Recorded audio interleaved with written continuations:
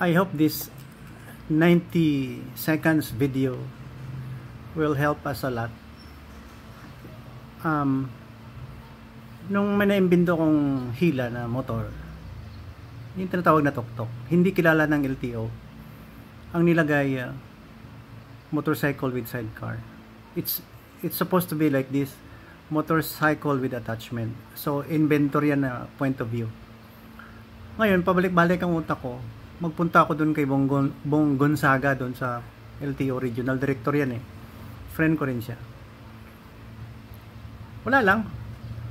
At saka mga topic marami sanang pag-usapan. Hindi ako nakapunta. Ito na lang, mag-vlog na lang ako. I hope na maganda ang resulta nito. Di ba problema tayo ng LTO, HPG dyan sa highway?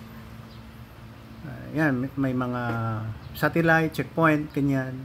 Sa kurbada, sa mga busy streets, hide and seek to. Ito papabot June 5, 2024. Sa ibang lugar kasi, i-notify ka, sir, your vehicle is already expired or your driver's license is expiring next month. Yun lang sana.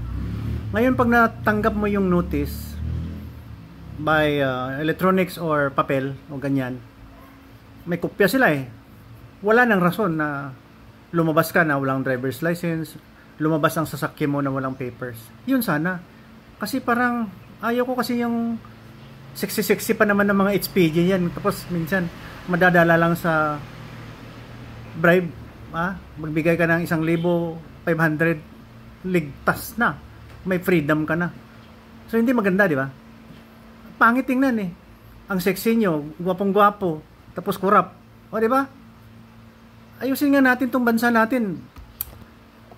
Wala na akong respeto sa mga, lalong-lalo na itong mga politicians na hindi ginagawa ang tama.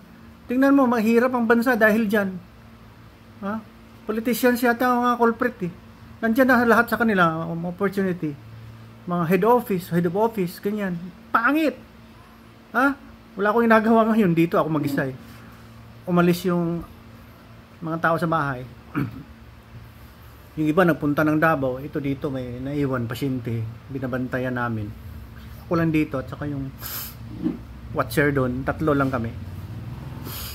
Yan, okay? Sana nag-intindihan tayo. God bless you. Hindi ko maninto-into. Doon kayo sa aking channel. Hindi ko into-into. Titira na ako ng titira.